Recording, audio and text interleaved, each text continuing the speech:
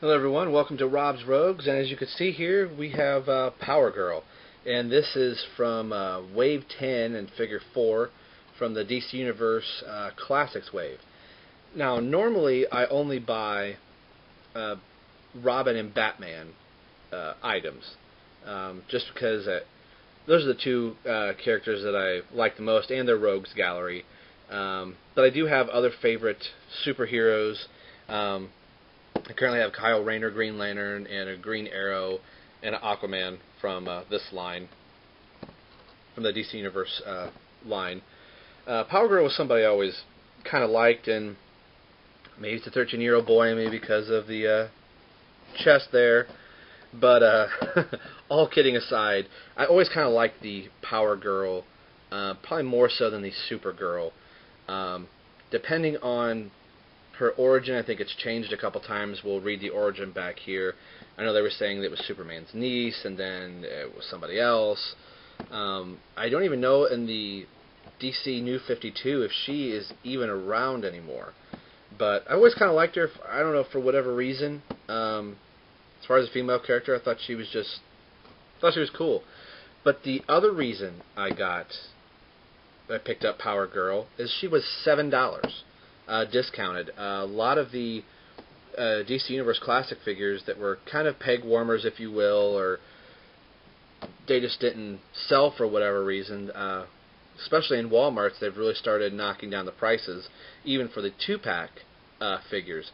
I've seen Superman and Parasite, I think, low as $21 now, which is about the same price as the Batman Legacy line, but those 2-packs were originally in the $30-$40 range, so I think I may pick up to have a Superman to go with my modified Justice League along with my Batman family.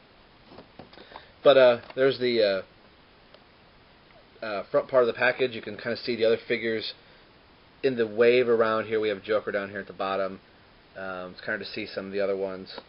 Got Power Girl up here.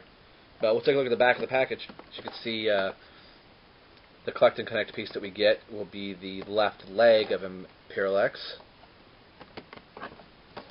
Other figures in the wave is the black Batman, the collect and connect Imperial X, Forager, Man-Bat, Power Girl, which we have here, the Joker, which I do have the Joker.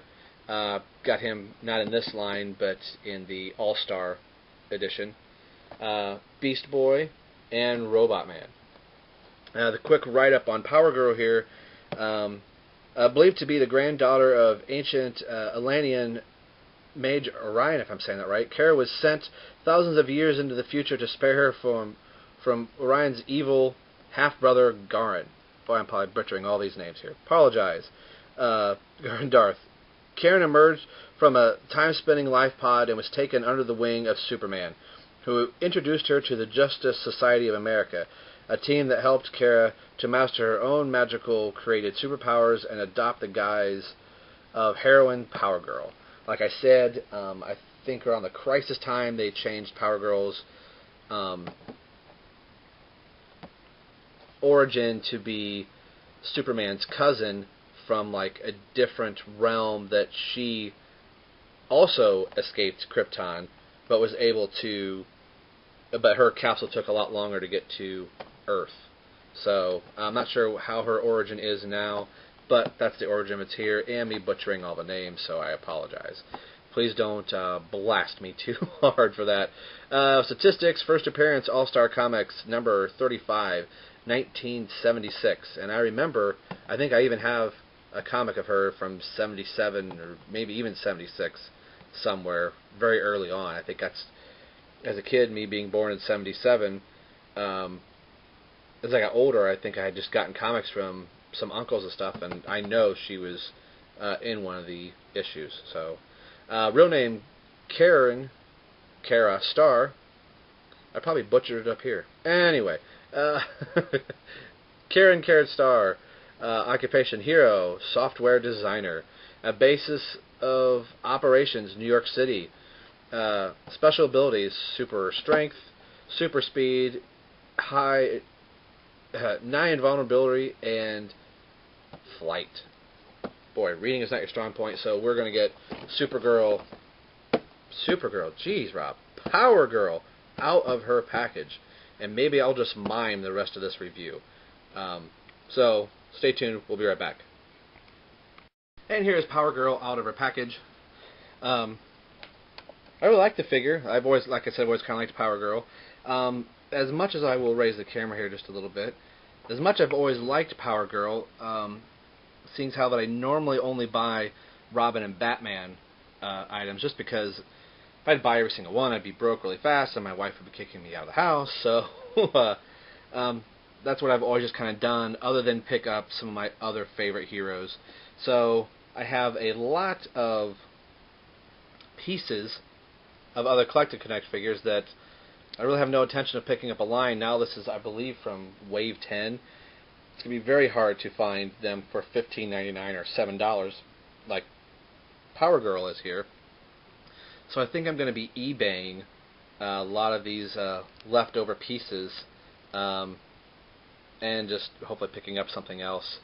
So Imperial X is the only piece I have of him. I have, like I said, other arms and pieces and torsos. I have thought about trying to connect these different pieces and make my own type of hero, villain, whatever.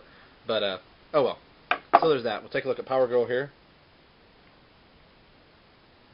Very good head sculpt on her. Her hair is in, it's just not one, it is a solid piece, but there's definition into the hair. Different strands of hair have raised up parts to give a little bit of depth to the character. Soft pliable cape. I do have some paint, gold paint here, and I believe it is from the gold part of the rope here, since it's about the only gold that's on the figure. Like I said, some gold got in here, but that's alright. Cape is kind of blowing off here to her left. Could have been laying down, but I kind of like that. Could be standing on like a rooftop here. All the DCUC articulations. She has the ab crunch here as I bend her over. That sounds really bad. That's what she said. So we'll go on. Like with all the female figures in the line, their arms just feel really frail. So it's not one of these I'm going to be moving an awful lot. I'll probably get her in some kind of pose and keep her there. She does turn at the waist here, but her belt is a kind of like a soft piece, like the cape is. So as she turns, I don't know if you could see it, it kind of gets pulled into her waist some there. So she does turn, but the belt does kind of really hinder that. It kind of gets sucked in. I'm afraid that'll just get pulled in and snap off, or the belt will tear. The belt does go all the way around. Like I said, all standard DCUC articulation. I'm not going to spend a lot of time here. I'm just really glad to kind of see her. I would kind of look at her in the store and think, oh, I had to pick her up, and saw her at $15.99, and then Walmart had dropped it to $11 something. And I saw her on the peg above her head that said $11.99, I think. And I talked my wife into getting it. It's like, oh, it's not $15, and she's like, oh, all right, go pick it up. And then seeing it for going to the register, seeing it scan up as 7, I thought was very cool. So there you are. There's a quick little review of Power Girl, and we'll get on to some other reviews. So this is Rob for Rob's Rogues signing off, saying we'll see you next time.